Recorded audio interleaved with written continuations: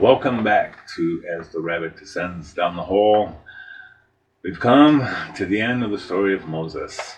And there's a lot more that we could discuss, but I want to close it out with this for now. We may revisit some things, but for now, I want to end it with this. The human heart. This is something about Moses to understand. Is that this is something he knew. Well, he learned that. He learned. He learned in that time that he was working on himself. Those 15 years is things that he saw when he was in Egypt, and his relationship with God. And that is the human heart needs boundaries. The human heart needs restraint. Civilization to operate needs restraint. Humans. See, he had to learn about humanity. Humans, humans in general can panic when there is not a structure that is formidable. And they panic. They do weird things.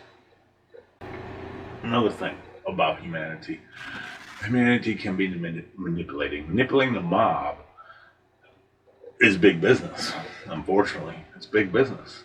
Public relations, when you hear the title public relations, what public relations are basically, when you put it in the simplest form, is how to manipulate the mob to buy stuff, or to spin a story, or to get people to want your business, or how to relate to the public.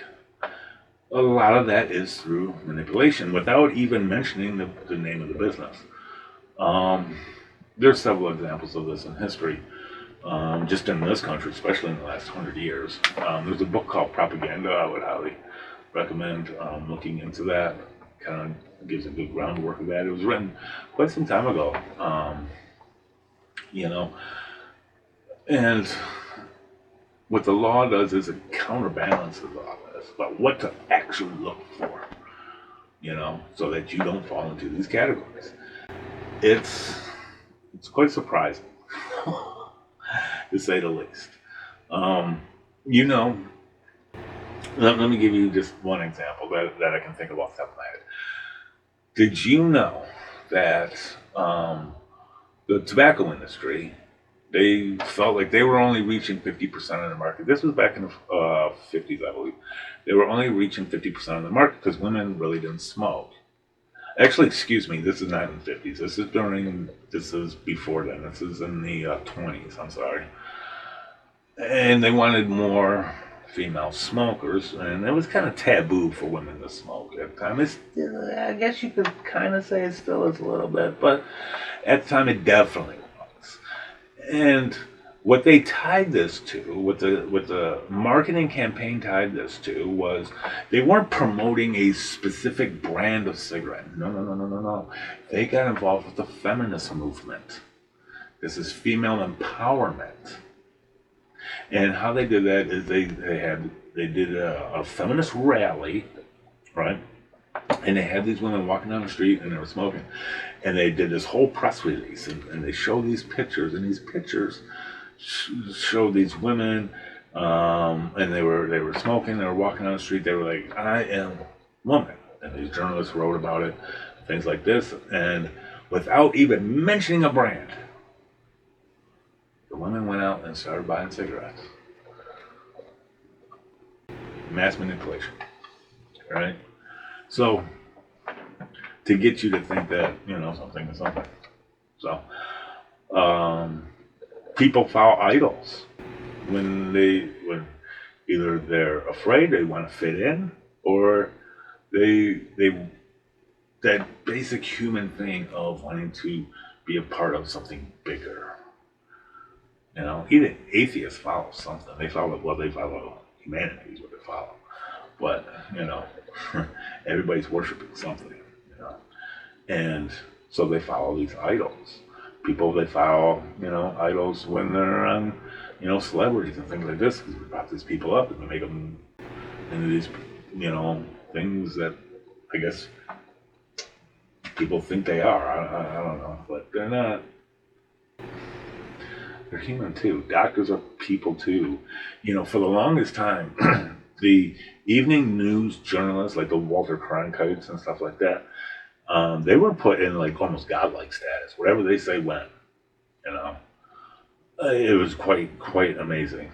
People take doctors at every word they say, and they forget the sin element. These people are humans. Yes, they can be right and things like this, but some of them are just they're humans too. They're going to mess up. Human sin is in everybody, right? Like I mentioned in the past video, children are not born innocent. They have sin natures in them.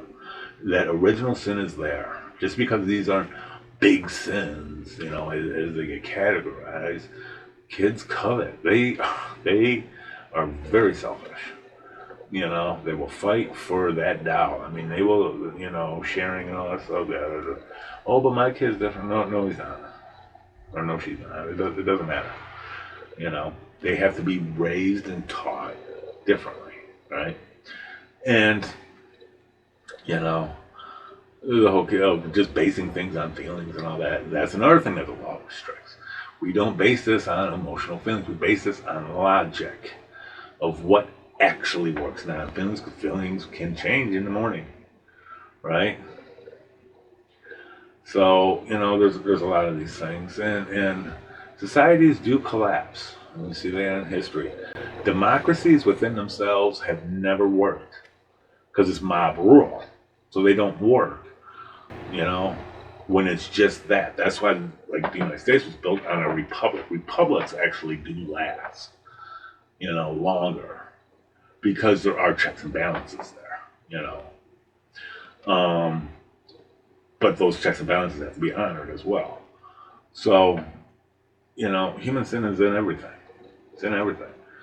We don't even have to get to the whole socialism, communism stuff because everybody knows that stuff doesn't work. It's never worked. They didn't do it right. They've never done it right because it can't be done right. And of course, I'm not going to get too deep into that, but the Bible does point to a capitalist individual taking care of each other system. That's what the Bible is about. The individual taking care of themselves. Man doesn't eat, or man doesn't work, he doesn't eat. He takes care of himself, and as he takes care of himself, he takes care of his family, and the family takes care of the community, and it just kind of flows through this system, right? That's the system that's in the law. That's the system that's in the Bible. That's the system that Jesus talks about. That Paul made things on his own. He didn't live off offerings and people putting $1,000 seeds into the basket. That's just come on.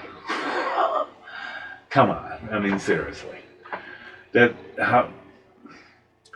stuff is so. Remember, I was talking about mass manipulation. That's mass manipulation. Think about it. I'm letting you have an opportunity to sow into this ministry for $1,000. You sow that seed, you're going to get 100-fold return, and then they'll calculate that out. Oh man, you're going to get $100,000 in return. Why doesn't the preacher just sow $1,000 and just keep doing that over and over and over again? If the system really truly worked that way. That's one point. The second point is it's not biblical, as far as where that is, because what did Jesus say? The woman, she just gave what she had, and it was just really just a couple of pennies is all she had, and Jesus said she gave more because she didn't have much. She gave more than all the rest of you who think that you're doing something. At no point in time Jesus says, oh man, look at you. You gave $20. Guess what? You're going to get a 100-fold return. It's going to be like, a couple $100. So yeah. No, it doesn't. It's frustrating. Actually, $20 would be 2,000 if you did 100-fold, right? So, come on. You all gotta stop. But anyway, but that's what that's part of it. It constricts those things of pride, those things of envy, those things like this, and how those can check those impulses within. What does God say? Sin lies at your door. That's what he told us. Sin lies at your door. What does that mean? The impulse is there, the desire is there, these things are there. You don't have to act on it. You can rationally think this out. And when the law comes around, and when this comes around, God lays out this framework of this with Moses through civilization, right? And Jesus fulfills it. He doesn't take it away, he fulfills it. He shows you how this works. And that's a very key thing. Yes, grace is in there. Yes, mercy is in there. Yes, understanding those aspects of God that seem to get lost because God sounds really vengeful in the Old Testament, but Jesus kind of brings the whole roundabout story about the whole thing. And that's something we need to understand.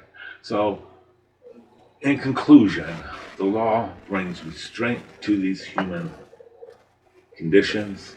It brings civilization. It brings a civility to everybody. And it helps you have not only this relationship with God, but with yourself and with your neighbor. And that's what Jesus' point was. So, I hope you enjoyed this series. And I hope you enjoyed these chapters. Go back and look at them. And I will see you in the next one very soon. Stay tuned.